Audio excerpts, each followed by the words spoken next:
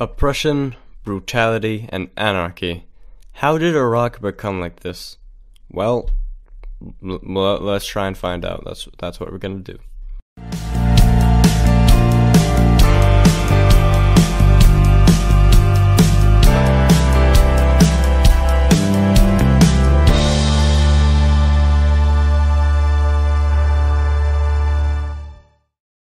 Hello and welcome to Feature History featuring Saddam's Iraq. You see it on the news every week. Civil war in Iraq.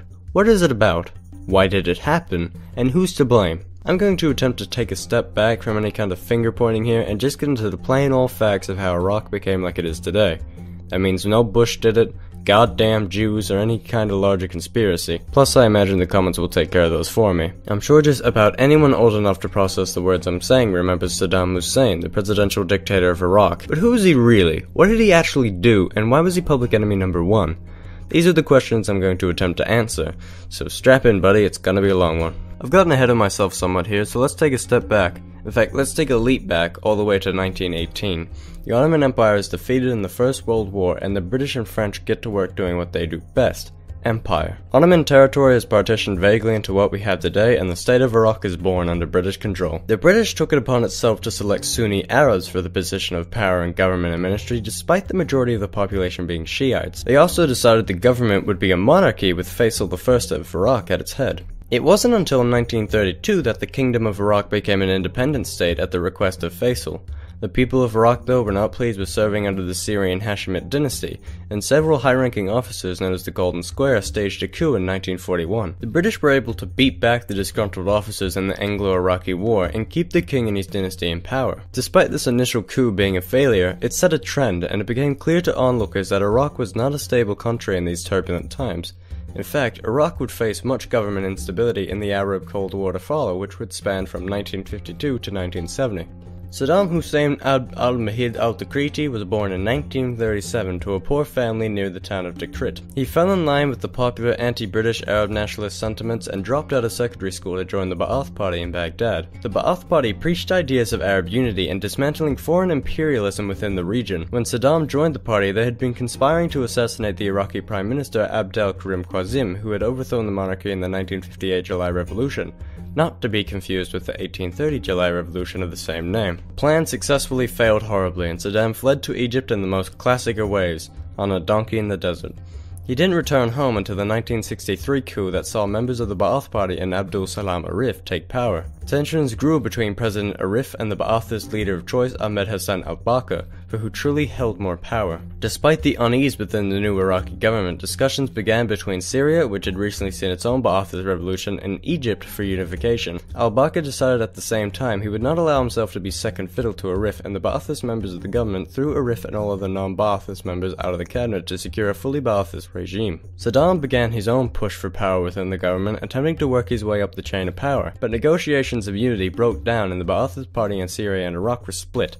Arif saw weakness in the Ba'ath Party in Iraq and led a counter-coup against them, putting Saddam's plans to a halt, and he, like many other Ba'athists, were imprisoned. Arif continued to reign as president until a plane crash saw his demise. When his brothers succeeded him, the Ba'athists were able to trigger a bloodless coup and place al-Bakr as president in 1968. Releasing Saddam from prison in the process. Saddam, being a distant relative of al-Bakr, soon became his vice president and took it upon himself to purify the government, clearing all those dissidents through either imprisonment, torture, or execution. A decade later, in 1979, Saddam was able to apply pressure and persuade al-Bakr to retire, having Saddam sworn in as the new leader of the republic. To ensure a secure transition, Saddam ordered the execution of dozens of top-ranking officers. Saddam had done it. After decades of work, he had secured the position as the 5th president of Iraq at 42 years of age. He wished to flex his newfound power and show the world the superiority of the Iraqi Arabs. He needed an enemy, someone to rile the people up against, and so he chose Iran for several reasons. First off was they were seemingly an easy target, recently coming out of a revolution that left the Ayatollah Khomeini leading a Shiite theocracy. They were unorganized, unproven, and had made a shit ton of enemies. They also had no friendly feelings toward Iraq either, as Khomeini proclaimed they would expand their theocratic ways across the evil secular nations that surrounded them. A nation like, just for the sake of example, Iraq. Of course, not everything was based on ideology. There's always a goal, if not multiple. The goals were to annex the region of Khuzestan, a predominantly Arab region under Persian rule, secure the Shatt al-Arab waterway which connected the economically vital Tigris and Euphrates rivers, and secure a nice big Gulf shoreline with some good oil fields. On the 22nd of September 1980, Saddam declared war in a surprise attack. He decided as a man with no military education and not even a secondary school pass, he would be the best fit for the supreme commander of the military strategy. His plan was so exceedingly cunning. He would order a third of his army to move across the northern border, securing the defense of Baghdad in case of any counterattack. He ordered another third of his army to move through the center, cutting off North and South Iran, and yet another third would move across the south, securing their objectives in Khuzestan. Or, to simplify his strategy, he lined his entire army up on the border and told them to march forward. In Saddam's defense, he did expect the Iranians to almost immediately splinter, but then to criticize Saddam, he was completely wrong. His invasion served to cement Khomeini's rule, as he was able to rally his people behind the common enemy, a bit like almost exactly what Saddam was doing. Saddam also severely overestimated his own army's ability. He assigned them too many objectives at once and planned his strategy without even considering an Iranian defense. The Iraqis would quickly find themselves overstretched and overencumbered and attempted retreat. Saddam wasn't very fond of this and executed any general who dared to do so. After executing about 3 of them, he ordered a retreat. Within 2 years, the Iraqi army had been forced onto the strategic defense, and Saddam considered a unilateral ceasefire. Khomeini refused, overestimating his own forces just like Saddam had. He demanded that Saddam be removed from power and Iran receive compensation. Take a wild guess at how Saddam felt about that option. Iran launched Operation Ramadan. Objectives were to capture Basra, Iraq's only port, and sprinkle a bit of destroyed infrastructure everywhere they went. With the war lasting as long as it did, Iraq still needed to make money, and so would run its oil trading through third-party countries such as Kuwait and Saudi Arabia. Iran decided that it didn't care too much about little old things like internationally witnessed war crimes, and continued on attacking Iraq's oil shipments, causing many of the world's powers to back Iraq against this menace. Iran, with only numbers and radical fervor to their name, launched attack after attack towards the Iraqis' entrenched positions, only to be slaughtered in chemical weapons attack and artillery barrages, heavily reminiscent of the Great War. By 1988, Iran had exhausted itself with persistent failure over the years. It lacked the resources to continue sending their men to the slaughter, only to be thanked with Scud missile attacks on Tehran. By April 1988, after having been gifted a substantial amount of resources and now prioritizing the benefits of mechanized warfare, Iraq was able to launch a large-scale counterattack into Iran. This would be the final breaking point. Khomeini accepted UN Resolution 598, calling for an immediate ceasefire on July 20th, 1988. Official peace would come later on the 20th of August, and most would consider the result as a stalemate. Iraq and Iran, though? Well, both believed they were the respective victors. Over 1 million had died and Middle Eastern affairs had been permanently scarred, but no side made any true gains. After the Iran-Iraq War, the country was devastated and heavily in debt. The oil infrastructure and economy needed rebuilding and rejuvenation. Kuwait made this almost impossible, constantly demanding that Iraq pay back their debts, while Kuwait itself drove them out of the market by constantly dropping oil prices and exceeding their quotas. On top of this, Kuwait had also struck a nerve in Saddam by not respecting Iraqi borders and drilling into the Rumelia oil field on the border. George Herbert Walker Bush, or for the sake of time, Bush Sr., intervened in the quarrel and judged that Kuwait should pay $10 billion. Yes, that's billion with a B, to Iraq in compensation. The Emir of Kuwait, Jaber III, only actually paid back 9 of the 10 billion, and Saddam was outraged. Now this might sound like a bit of an overreaction over just missing out of 1 of the 10 billion, but you have to keep in mind that he's being swindled out of $1 billion. I can't justify his followed response though, which was to declare war and invade Kuwait on August 2nd, 1990. He cited historical claims to the land, and within only 2 days had conquered the country. Jaber only narrowly escaped his palace and fled to Saudi Arabia, followed by hundreds of refugees. Kuwait was incapable of reconciling their forces and fighting back without foreign intervention, and so Jaber made sure the people's pleas were heard before the International Committee. The UN was quick to denounce Saddam and place sanctions on his country, but he was not deterred and announced that Kuwait was now the official 19th province of Iraq. Saddam also began to deploy troops to Iraq's borders with Saudi Arabia, which raised concerns for the close US ally. The US and other NATO nations began a military build-up in Saudi Arabia in an operation that was dubbed Operation Desert Shield. You'll notice they become big fans of the Operation Desert naming convention. It became clear to Saddam that a counterattack was inevitable, and he declared jihad against the West and its allies. Few actually answered the secular leader's call.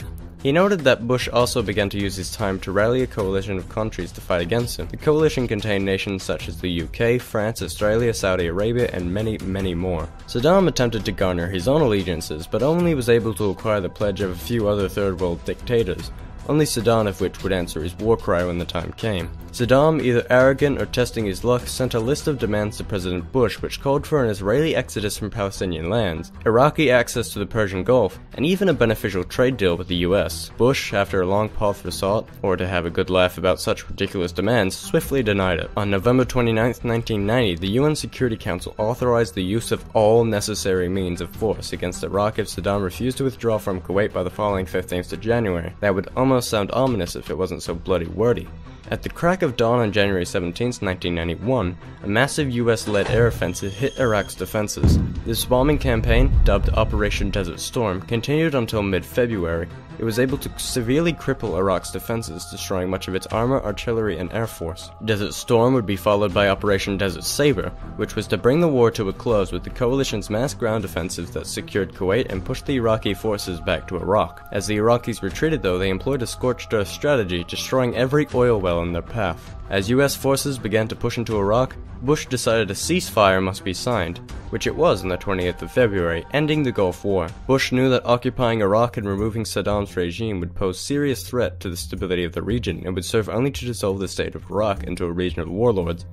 I like to call this foreshadowing. Saddam agreed to the terms that in which would recognize Kuwait's sovereignty and Emir Jaber III's claim to that land. He would establish a no-fly zone in the northern region of Iraq, and he would strip the country of weapons of mass destruction, including any nuclear, biological, or chemical arms. After peace was made, the US attempted to encourage the Kurds and Shiites of Iraq to rise up and initiate an internal regime change, but they were swiftly stomped out by Saddam when the US failed to support them sufficiently. This indicated to the US that while Saddam's regional powers had been curbed, his internal reign of terror would continue with no end in sight.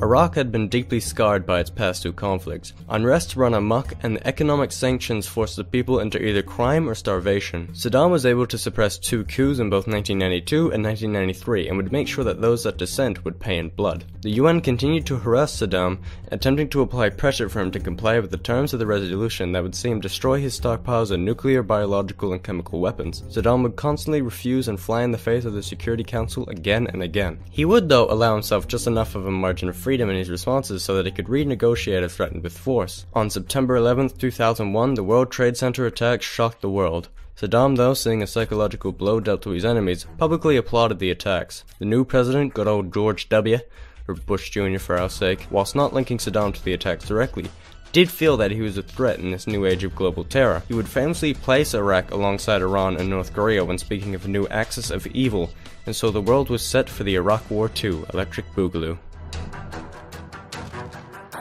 In November 2002, the UN passed Resolution 1441, which would charge Iraq of violating Security Council resolutions and warned that they would face serious consequences as a result of its continued violations of its obligations. Bush Jr. knew that Saddam would have to be forced out of power, and Bush wouldn't take the same caution his father had offered, whether that be for good or for ill. Bush crafted a new coalition which featured the US, UK, Australia, and Poland to undertake the so subtly named Operation Iraqi Freedom. The mission was set up to strip Saddam of his power and his alleged weapons of mass destruction. You might want to ask how they knew if they even had them. Well, sometimes you can just feel it in your gut, you know what I'm saying? You feel me? Bush would offer Saddam a chance for himself and his family to leave Iraq and avoid invasion, but Saddam has never stepped down from a war in the past, so why would he start now? Saddam proclaimed to his people it is without doubt that the faithful will be victorious against aggression, and then made sure he would be the hell out of harm's way when the aggressors came and defeated the faithful. 19 minutes after the deadline had passed, the coalition set in act their campaign of shock and awe, which it certainly would shock and awe the angry people back home. The coalition troops that had been stationed in Kuwait also began their push into Iraq, constantly cautious of chemical attacks and guerrilla warfare tactics. It took 3 weeks until the coalition forces were able to defeat the Iraqi army and secure Baghdad and all surrounding major cities. Back at home, President Bush made the announcement to the many critics and protesters of this unabashed invasion that all major combat operations had ceased on May 1st, 2003. Mission accomplished. Right? War, like all things, except maybe like playing Reaper and Overwatch, is complicated. With the defeat of the conventional military forces of Iraq, dozens if not hundreds of insurgencies suddenly sprung up to happily fill the vacuum of power. The US attempted to soldier on, placing in power the long oppressed Shiites, who then went on to suppress the Sunnis right back. The only applicable reaction at this point would have been, oh dear. Saddam was discovered in his hometown of Tikrit on the 13th of December 2003. He faced trial under the new government over the next few years and was found guilty on accusations of crimes against humanity. His fate, just like that of a medieval criminal, was to be hanged. Saddam Hussein died on the 30th of December 2006. Ba'athist Iraq had crumbled under the boot of the Western powers, and left in its place was nothing. The US attempted to safeguard what they hoped would become a gem of democracy in the heart of the Middle East over the next 8 years, until everybody was fed up and the US took its ball and went home in 2011. Iraq has been locked in this cycle of vicious dictators and vicious anarchy since its abrupt birth in 1918, the many coups only serving to change the names and beliefs of their malevolent leaders. Saddam, for all the hate he so rightly gets, don't get me wrong, was the devil we had grown to know, and with his deposal we had only been offered a chance to get to know a new one vis-a-vis ISIS. Now excuse me while I take a step onto my soapbox and go a little off script here. Well, I say off script, it's written here, I'm just disclaiming that this is my own opinion. With everything we've discussed in this episode about Iraq, how it became like it was, and what has led it to look like it does now, we face very similar conundrums today, or at least as of my writing. I'm sure you've all heard about the evil dictator al-Assad in Syria, and how the heroic West hand in hand with the noble freedom fighters are going to kick him out and create this new democratic, freedom-loving, really good country, pinky promise, I swear, dude, it'll be totally sick nation. If only. The US serves itself. This goes for them and every other damn country in the world. We're being told this narrative of how they're carving this path to a brave new Middle East, when all they're really doing is bullying every nation that doesn't want to play ball with Uncle Sam. We can hope all these deaths are not in vain, and that a time of peace and prosperity is just around the corner for the region, but try hoping into one hand and shitting into the other and see which one fills up first. Those who do not learn from history are doomed to repeat it. Rant over. I apologize. Boy, that was depressing. The thing is with history, it's continuing to be made every day, and we can only hope that one day it'll wrap up into some nice little happy ending. But let's be real, it'll probably be something like Heat Death of the Universe that ends it. I'd like to thank everyone for the massive jump in subscribers, and for anyone that missed my separate announcement, I run a Patreon now, so you can click on it wherever I decide to put it. I'd like to thank all the people that are already pledging to me, and I'd like to personally thank Zedfer, because, well, he pays me the most money, and I like people that do that. I also suppose I should thank my friend BioGoji for helping me out with the research of this episode.